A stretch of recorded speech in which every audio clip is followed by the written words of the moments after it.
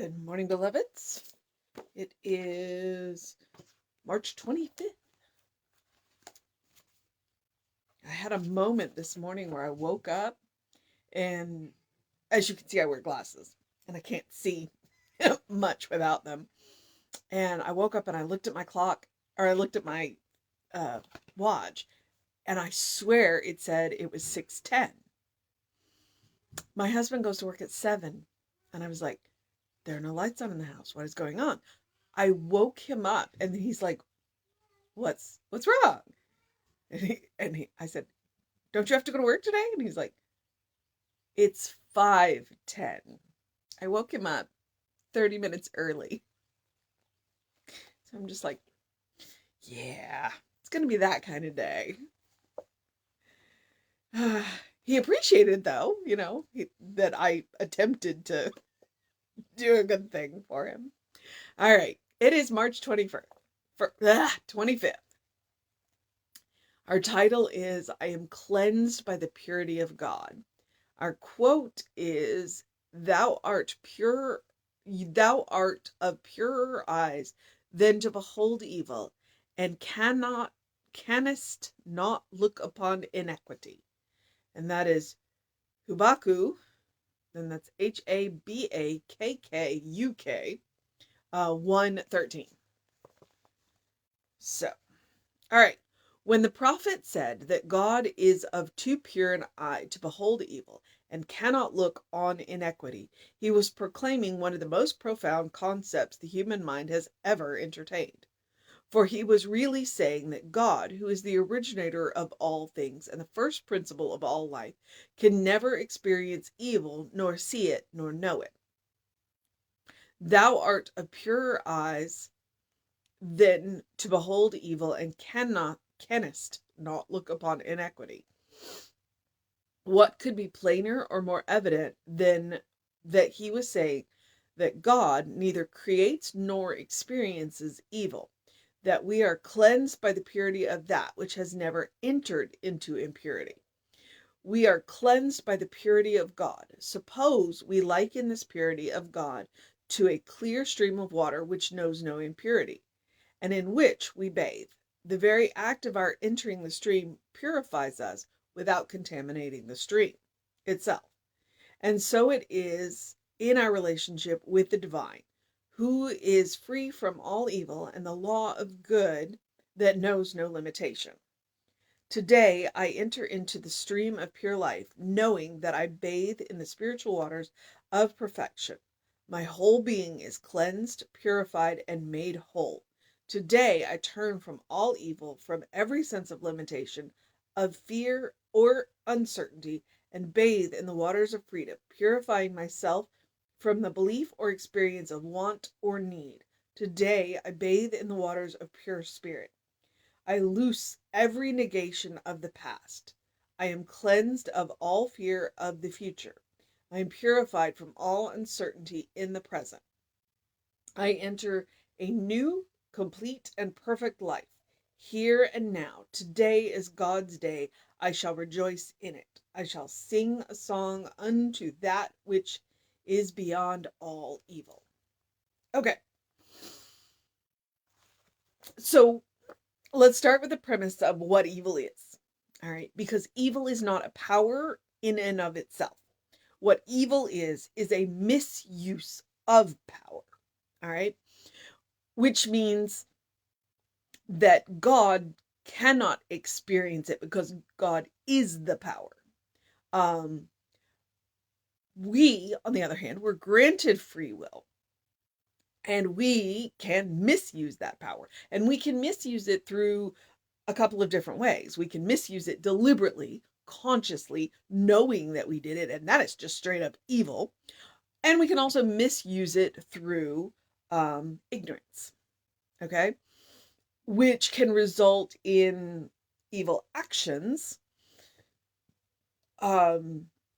or just messy ones. So, evil is not a power in and of itself. Therefore, there is one power, and that power is God, and that power is good. So, God can't experience what God is not, okay?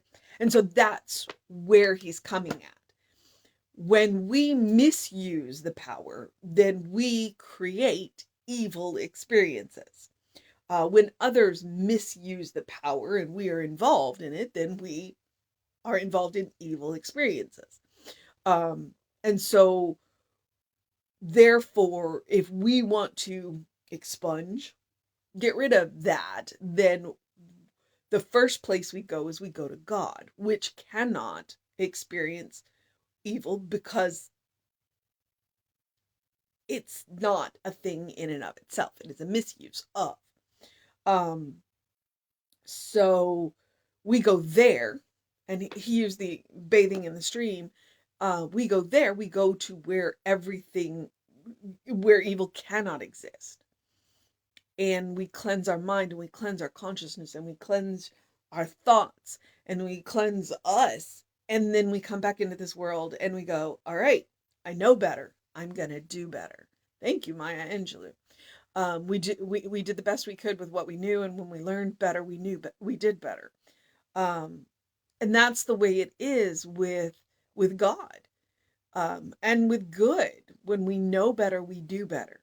Um, I would say that most people don't deliberately misuse their power. And then there are those that do. And then the ones that do so because they have forgotten who they are. And so our job is to remind ourselves daily of who we are, and remind each other daily of who we are. And who are we? We are beloved children of God.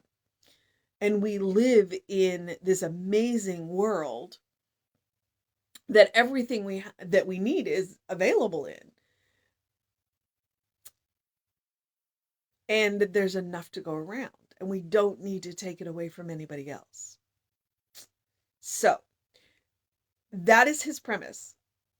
And that is his premise. That's Ernest's premise on why we can go and be cleansed in God, because God cannot experience evil because it is not a thing in and of itself. It is not a power. All right. It's a misuse of. That free will get us every time.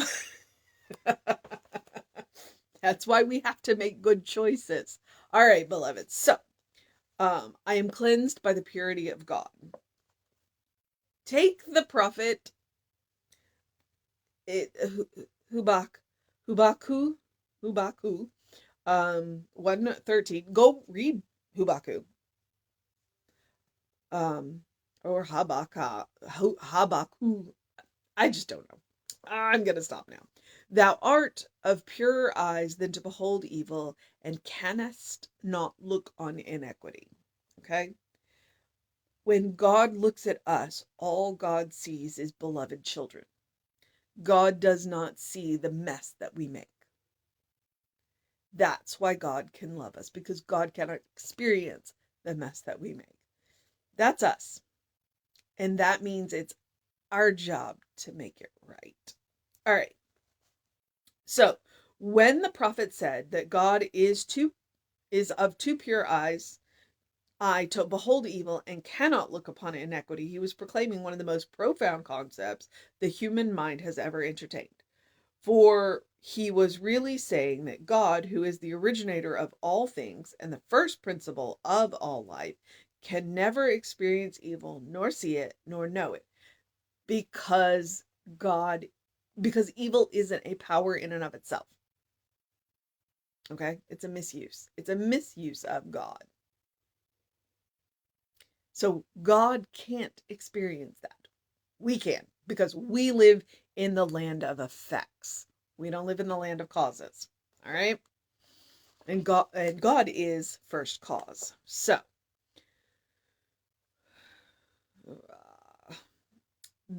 and then he just does the quote again. Thou art of purer eyes than can behold evil, and canst not look on iniquity. What could be plainer or more evident than that he is saying that God neither creates nor experiences evil? God neither creates nor experiences evil. That's us. That's us. We live in the land of effects. All right. And we live in the land of second causes. uh, that we are cleansed by the purity of God, which has never entered into impurity. So when we make mistakes, when we misuse the power, where do we go? We go to God and we go, all right, I have screwed this up. I'm going to do better. So it is about, I was raised Catholic, and so there's this idea of confession. So we go to God and we say, I've screwed up. Help me do better. Help me do better. And we will be guided. Suppose we liken this purity of God to a clear stream of water which knows no impurity and in which we bathe. The very act of our entering the stream. Now, mind you, streams move.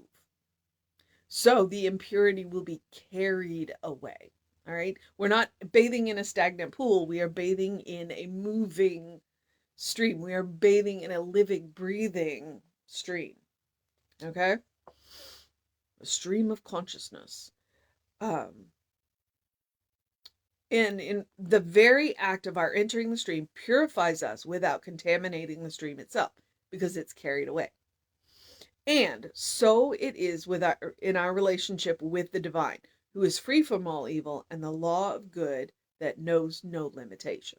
Okay, so your power statements. Today, I enter into the stream of pure life. I enter into God, knowing that as I bathe in the spiritual waters of perfection, of wholeness, of completeness, of love, my whole being is cleansed, purified, and made whole. Today, I turn from all evil, from every sense of limitation, of fear, of uncertainty, and bathe in the waters of freedom, purifying myself from the belief or experience of want or need. That kind of goes back into the how. We get to say what we want. We don't get to choose the how. Because when we choose the how, we limit ourselves. Today, as I bathe in the waters of pure spirit, I loose every negation of the past. I am cleansed of all fear of the future. I am purified from all uncertainty in the present.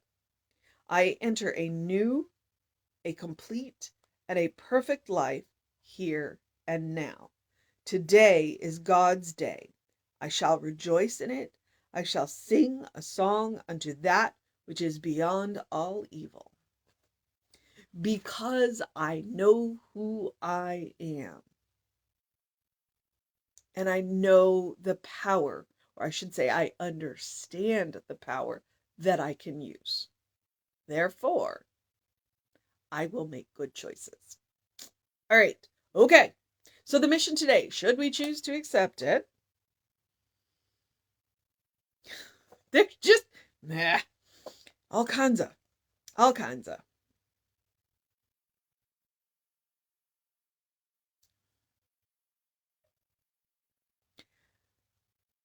The mission today, should we choose to accept it, is to enter into the stream of pure spirit, to enter into the crystal clear love of God, to let it surround us, to let it fill us, to let it flow through us, to let it clean out all the little dark corners that we have, that we know about, and the ones that we don't. To let that spirit fill us, and to let it guide our heads and our hearts. That's the mission, should we choose to accept it. All right, beloveds. I mean, it's a heck of a mission, but it's the same mission every day. Know who you are. Know from who you come. Know from who you will go back to. And when in doubt, go there first. All right, so the other missions, the same mission I give you every day, the spiritual practice of doing something loving for yourself, doing something kind for yourself, doing something compassionate for yourself, whatever it looks like. Start with 3 deep breaths before you say something. Take a nap, take a walk, take a day off, rest, or Go tackle that thing, whatever that thing is, be it something you do for joy, for pleasure that you haven't done in a while, i.e., you know, are you drawing right now? Painting?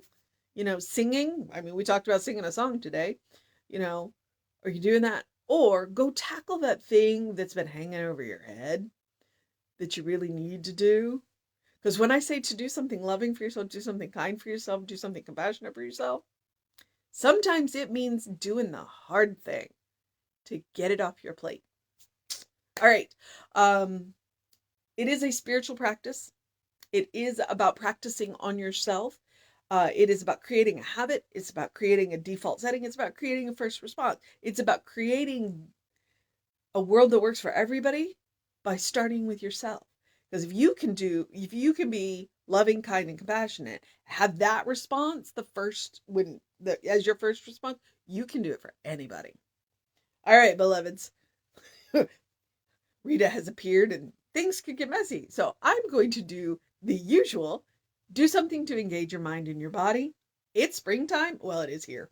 Do something to engage your mind and your body.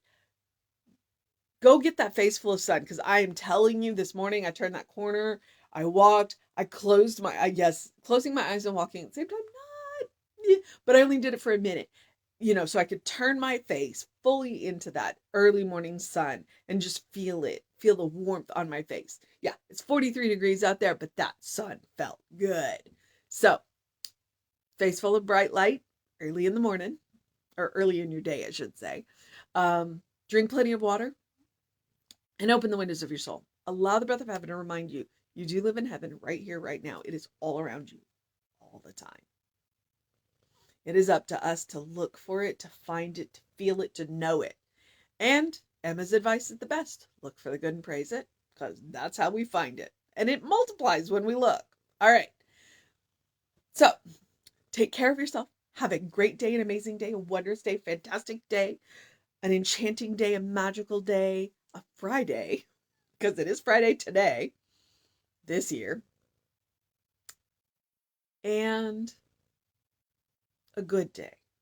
And if that is too much pressure, simply have a day, because you are enough just as you are. So, catch us on the social medias if you need us. We are Creative Life Spiritual Center, Creative Life Spark. I am the running Rev Ryan on the social medias that I am on. Know that you are loved. If you want to know what we're up to, because there's always something going on, email info@creativelife.org. And it's a constant contact. It's got all the hot links in it. He emails it out generally Thursday night. So that's the good. All right, beloveds, I just have lost my mind and need to go finish my breakfast. So take care of yourselves. Know that you are loved.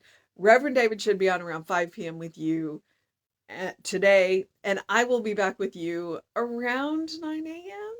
because tomorrow is Saturday and I get to go to the park and play with the blue jays and the squirrels. All right, beloved, I'm going to give you one cameo from Rita. Have a great day. Know that you're loved, and I will see you next time.